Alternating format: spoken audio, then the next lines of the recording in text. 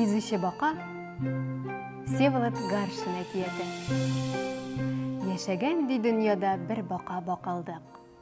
Ул сазлыкта чебен черкиләр аулаган, үзенең дуслары белән бакылдаган. Бер вакыт шулай кәкре агач ботагына ябышкан да, җылы вак яңгыр астында кыйна икән.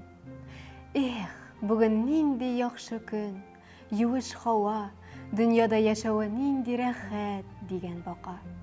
Тамчылар аның түшеннән, тәпиләреннән тәгәрәп төшәләр икән.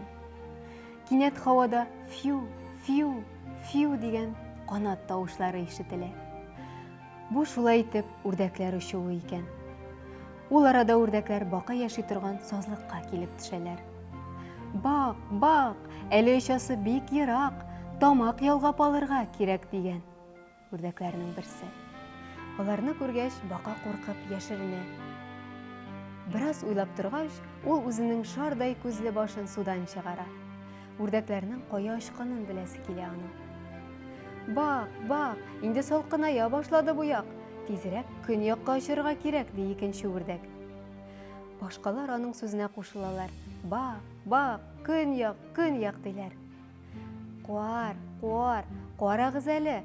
Сез бара торган көньяк нәрсә соң ул дип сораган бакылдык. Үрдәкләр баканы әйләндереп алдылар. Көньякта бик яхшы. Хәзер анда җылы, анда зур-зур сазлыклар бар, ә сазлыкларда тәмле кортлар күп дип җавап биргән үрдәкләр. Анда чебен черкиләр, озын борыннар күпме соң дип сорады бака. Күп булмый ни, болыттай ябырылып йөриләр, диде үрдәкләр. Бакакак дип куйды бака. Һәм шунда ук бакалар ишетә күрмәсен дип тирә-якка әйләнеп карады. Әгәр ишетеп калсалар, көз көне бакылдаган өчен аның кирәген бирәчәкләр башка бакалар. Чөнки бакалар яз көне генә бакылдырга тиешләр. Шулай да ул үрдәкләргә: "Мине дә үзегез белән алыгыз әле" дип ялварды, үзен һич кенә дә тыеп тора алмыйча. "Без сине ничек итеп алыйк үзебез белән? Синең канатларың юк", диде беренче үрдәк. Бака аптырап калды. "Сез миңа 5 кенә минут уйларга рөхсәт итегез", диде бака. Һәм суга сикереп төште дә, башкалар комачауламасын өчен мүк астына кереп уйлый башлады. 5 минут үтте. Үрдәкләр китәргә җыена башладылар. Кинәт судан зур күзле башы килеп чыкты баканың. Шатлыктан аның авызы ерылган иде. "Мин уйлап таптым, мин таптым", дип кычкырды бака. "Сезнең икегез бер чыбык алып авызларына капсын, мин шул чыбыкның уртасына ябышырмын. Сез очарсыз, ә мин шулай чыбыкка ябышып барырмын. Тик инде булай барганда сезнең дә, минем дә бакылдамавым кирәк. Шулай булса, эш барып чыга", диде ул. Баканың акыллы фикере үрдәкләрне куандырды, һәм алар аны күтәреп барырга риза булдылар. Яхшы гына бер чыбык таптылар, һәм ике үрдәк аны томшыклары белән эләктереп алды. Бака чыбыкның уртасыннан капты, үрдәкләр көтүе һавага күтәрелде. Бака бик югары күтәрелде. Куркуыннан аның коты очты, ләкин ул үз хәленә күнегеп китте, тирә-якны күзәтә башлады. Аннан түбәндә кырлар, болыннар, елгалар, таулар бер-бер артлы тиз-тиз генә узып китәләр.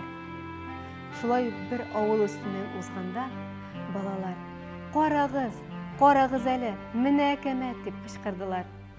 Моны ишетеп, баканың йөрәге чыгарга җитеп тибә башлады. Икенче бер авылда зурлар: "Карагыз, карагыз әле, менә кәмит", диештеләр.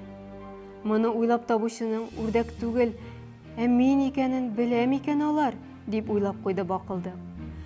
Өченче авыл өстеннән үткәндә дә: "Карагыз әле, карагыз, нинди әкәмәт!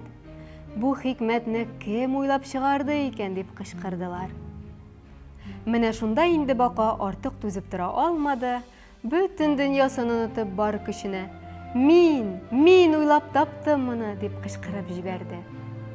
Ул шулай кычкыра-кычкыра, мәтәлә-кадала җиргә төшеп китте.